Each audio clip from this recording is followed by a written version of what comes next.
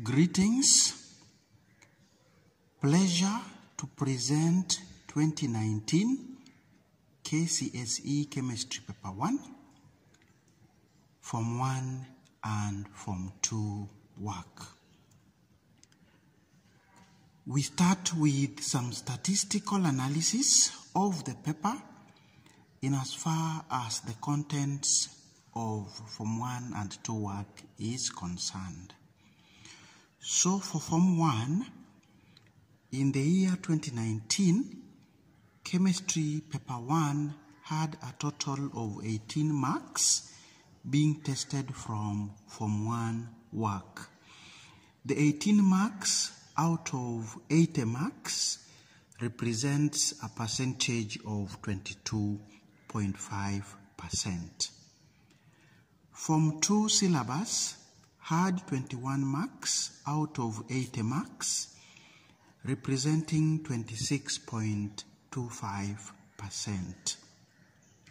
And now when we combine Form 1 and 2 work, we find a total of 39 marks out of 80 marks, which represent nearly half of the total marks in the paper, and that is 48.75%.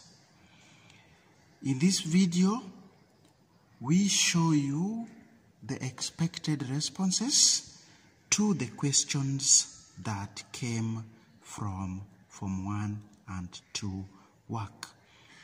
Join us and stay on till the end of the video.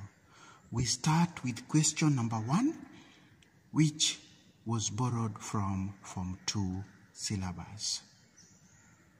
So question 1 is stating that an atom of element A has a mass number of 39 and 19 protons. So mass number means the number of protons added to the number of neutrons, and 19 protons would give us a clue that element A also had 19 electrons. So the first question is asking us to write the electron arrangement of the atom. This is about arrangement of the 19 electrons in the energy levels. And because they are 19, we shall have a configuration of 2, 8, 8, and 1 for the first mark. To question 1 part B, we are asked to state the period and group to which A belongs. And as we all know, the group is shown by the number of electrons in the outermost shell, while the period is shown by the number of energy levels. So for this case, element A belongs to group 1.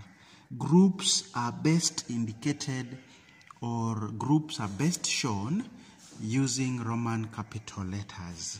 So if a student wrote Roman 1, you would get the half a mark, but we are always very lenient in our marking. So if somebody wrote 1 in numerals, we would give the mark, and even 1 in words would also qualify for the half mark. For the period, we have 4 levels. So our element A is in period 4. Periods are best shown using numerals.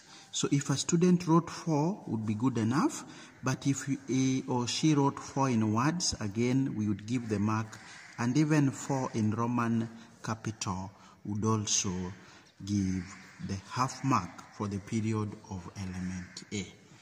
Last question for number 1, we are told to state whether element A is a metal or a non-metal, and you agree with me, element A is a metal.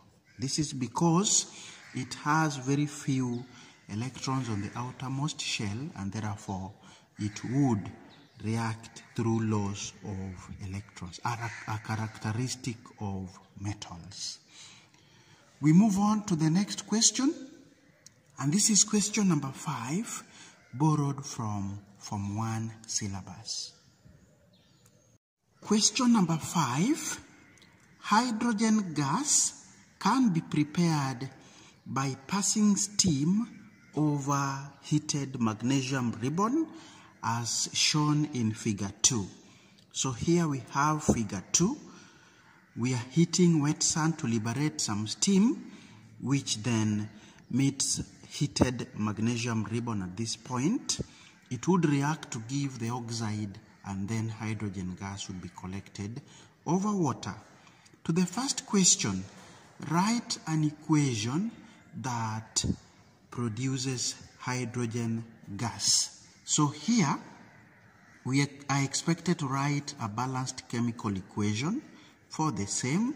So magnesium ribbon in solid state reacts with steam, which is simply water in gaseous state, and we are able to get magnesium oxide as a solid and hydrogen gas. The equation balances out for 1 mark. Part B. Explain why the delivery tube must be removed from beneath the water before heating is stopped. So, before we stop heating our boiling tube at this point, we have to withdraw the delivery tube from beneath the water. This is simple, and the reason as to why we do this is to avoid what we normally call sag back for 1 mark. A student would go ahead to write that this is done to prevent breaking of the hot boiling tube, but the marking point is sag back. Last question for number 5. Explain why sodium metal is not suitable for this experiment. The response should be that sodium reacts explosively. Sodium reacts explosively with steam for the 1 mark. Question number 6 is next. So we are asked, a farmer intended to plant cabbages in his farm. He first tested the pH of the soil and found it to be 3. This is seriously acidic. The question goes ahead to say that if cabbages do well in alkaline soils, a student is expected to explain the advice that will be given to the farmer in order to realize a high yield.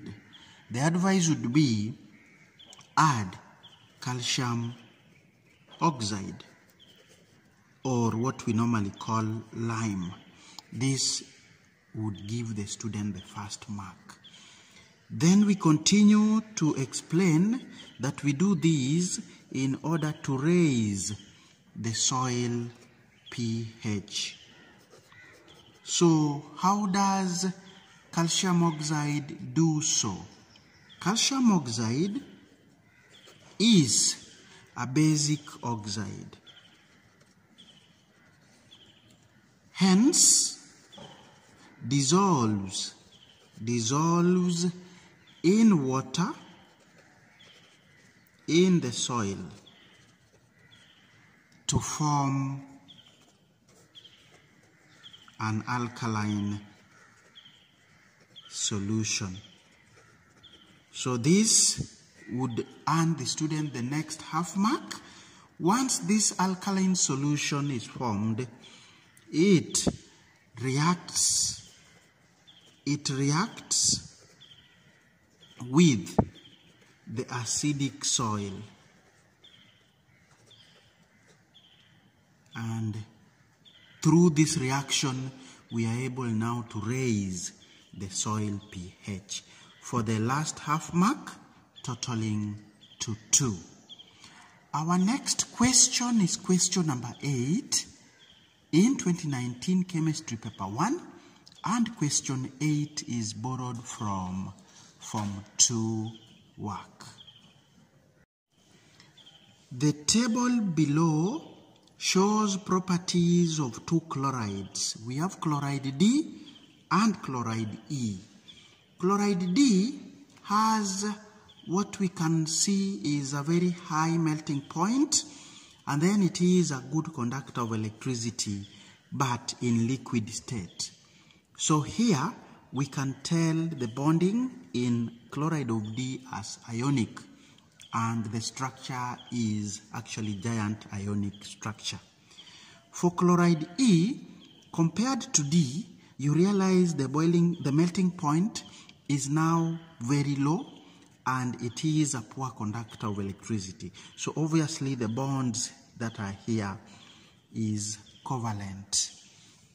So the first question is asking us to state the type of bond present in chloride D.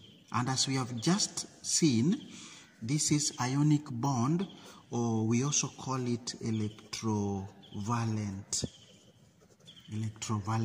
bond. For E, we can have covalent bond, or if a student wrote van der Waals forces, then we also give the mark. So 1 mark for the D and 1 mark for E. Moving on to part B of the question, we are now asked to explain in terms of structure and bonding the difference in electrical conductivity of chloride D and E. So here, a student was supposed to actually tell the examiner that D has a giant ionic structure. Then you proceed to write that it conducts electric current, but only in liquid state as indicated in the table. Why is this so? This is so because of presence of mobile ions for the first half a mark. Then for chloride E, we would write that E has a simple molecular structure. No wonder the melting point is very low compared to that of D. So it has a simple molecular structure, hence absence of mobile ions. And that makes it a poor conductor of electric current. For the next half mark, totaling 1 mark for that part of question 8. So we proceed to question number 10, which was borrowed from Form 1 work. The graph in figure 4 was obtained when a certain substance was heated and its temperature recorded at regular intervals. So this is a heating curve of a certain substance. Our main point of interest would be the probable melting point, that is point B, and the probable boiling point, that is point D. And we can see that the melting point is actually taking place over a range of temperatures. So this is not sharp and that is not sharp. We then make a conclusion that our substance is not pure. Otherwise, the melting point and the boiling point would have been sharp. So to the first question, state the purity of the substance. And as we have seen from our graph, the substance is actually impure. That's why it is melting and boiling over a range of temperatures. Impure for 1 mark, and then for part B we are told to explain our answer in A. So the expected explanation is that the melting point and the boiling point is not sharp. For 1 mark, though the setter had indicated 2, but the marks were redistributed to only 1. The other one was taken to another question. So we move on to question number 12, which also came from Form 2 work. Question 12 is from halogens as a chemical family discussed in Form 2. So we are told a boiling tube filled with chlorine water was inverted in a trough containing the same solution and the setup left in sunlight for 2 hours. Question 1 of number 12. State the observations made in the boiling tube for 1 mark. We were expected to give 2, but we do have 3 possible observations. So one of them is color of the solution. The first observation we expect is color of the solution changes from yellow to colorless. This would give the first half mark. The other observation that we would have is that a colorless gas is collected. This would give the student the next half mark, but then we had a third option that the other observation is level of water in the boiling tube drops. So any 2 for half a mark, total 1 mark for that section of question 6. In part B, we are asked to explain the observations made in A. And the observations that we are making is because chloric 1 acid, what we also call hypochlorous acid, decomposes in sunlight, and we form hydrochloric acid and oxygen gas. That is why we are able to make the 3 observations. So that explanation 1 mark, and then finally part C of number 12, we are asked to write the equation. So chloric 1 acid has the formula HOCl in aqueous state is decomposed to form HCl, still in aqueous, and we form oxygen gas. We balance with a 2 on chloric 1 acid and a 2 on hydrochloric acid. Next question is number 14, borrowed from Form 1 work. During laboratory preparation of oxygen, manganese 4 oxide is added to reagent H. H we know is hydrogen peroxide. So the first question is asking us to name H, and the answer is hydrogen peroxide. The examiner was lenient enough for those who wrote this in the correct symbols. So H2O2 would also give the mark.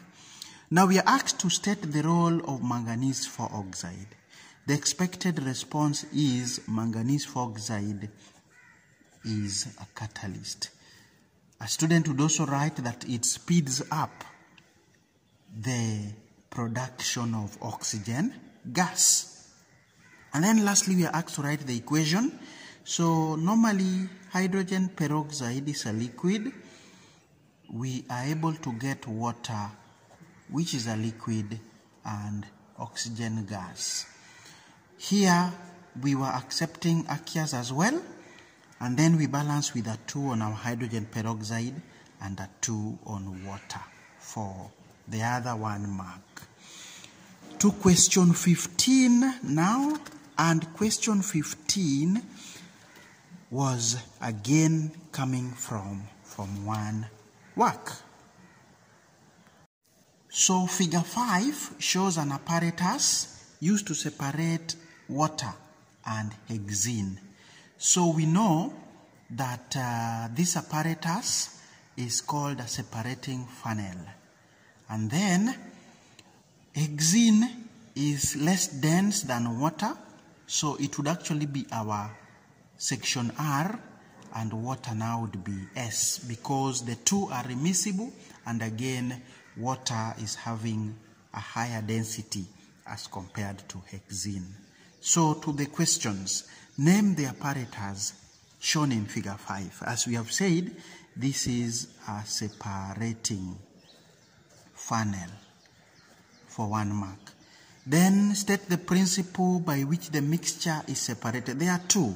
One is immiscibility, the idea that they don't mix to form a uniform solution, immiscibility. And then we also have differences in densities. So here the student was supposed to pick one only for 1 mark. Then lastly, identify R and S if the density of hexene is 0.66. Remember, density of water is 1 gram per cubic centimeter, so it's heavier than hexene. So R becomes our hexene now because it's on top for half a mark, and water becomes S because it's at the bottom for another half mark. Now to question 16, still from Form 1 work.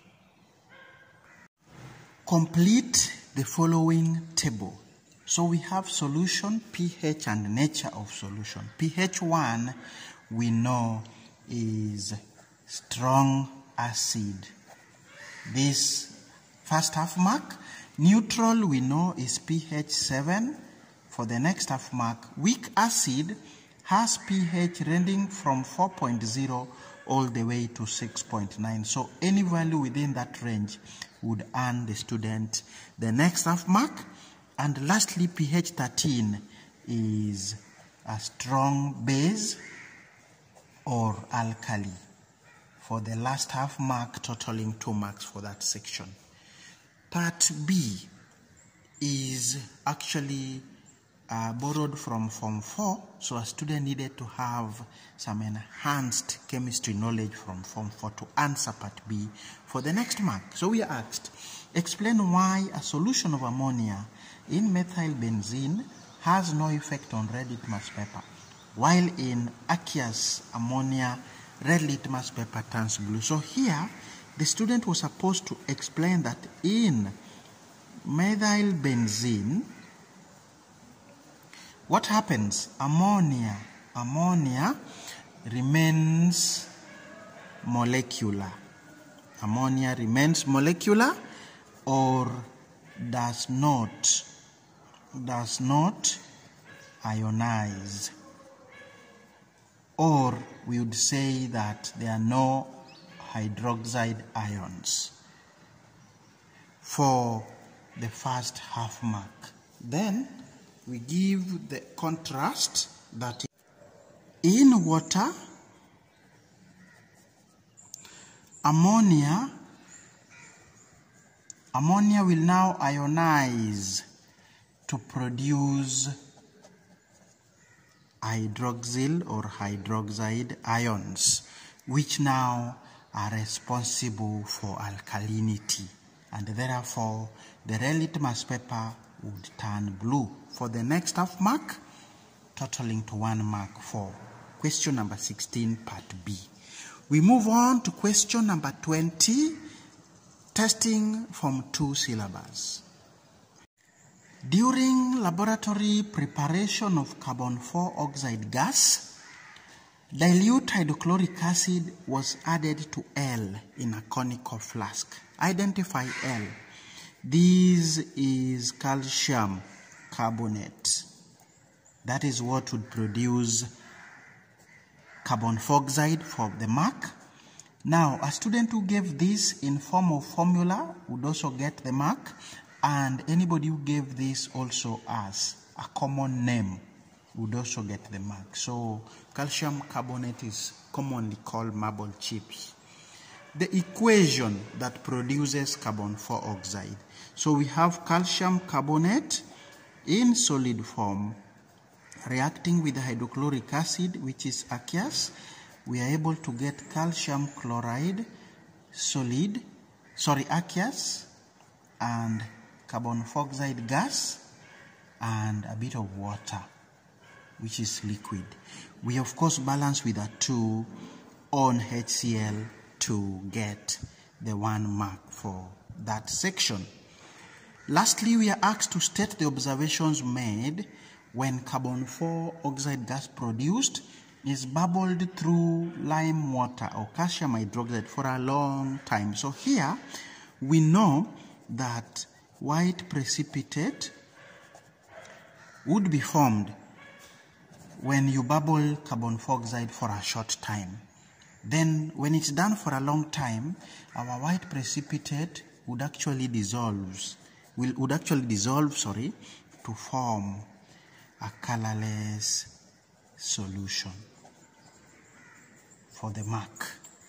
So we proceed to question number 21, which again is from Form 2. Question 21.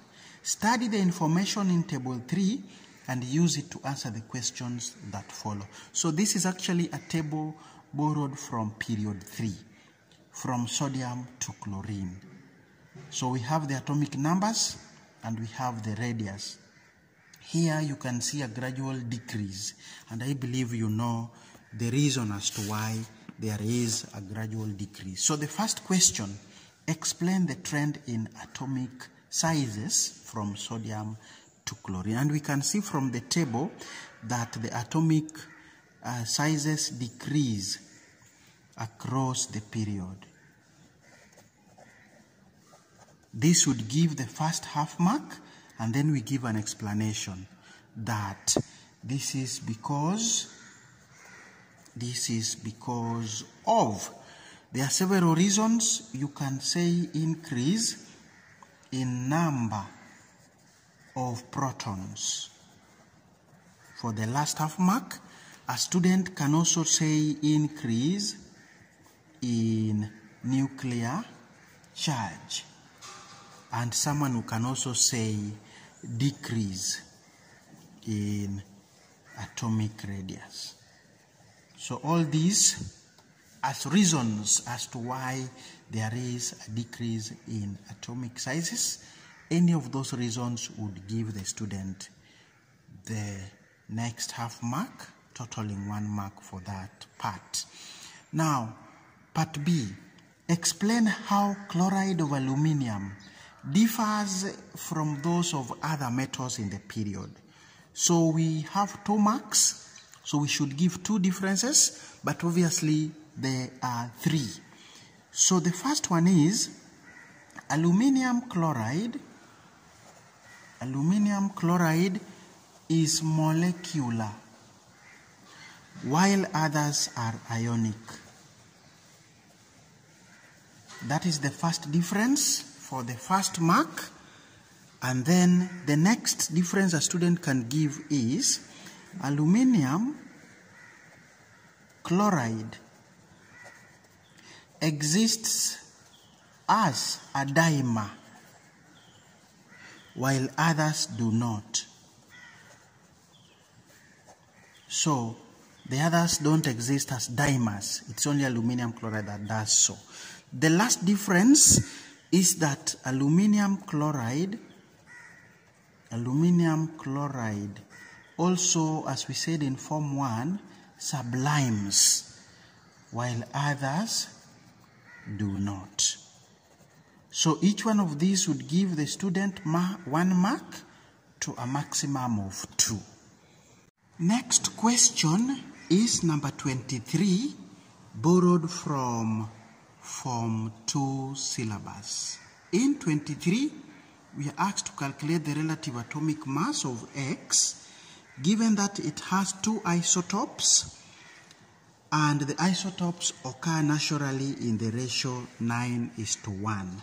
So we shall have relative atomic mass would be given as the mass number of the first isotope 16 times the first ratio 9 divided by the total ratio of 10 added to the next mass number 18 multiplied by the ratio 1 over the total ratio 10. This gives 14.4 if you work out with your calculator added to 1.8, and the RAM is 16.2, of course with no units. So 1 mark for this relation here and 1 mark for the answer, totaling 2. We proceed to question 24, again borrowed from Form 2 work. Starting with copper tannings, describe how a sample of copper 2 sulfate crystals can be prepared in the laboratory. So one piece of information we should be aware of is that copper metal will not react with dilute sulfuric acid to give you the copper 2 sulfate directly.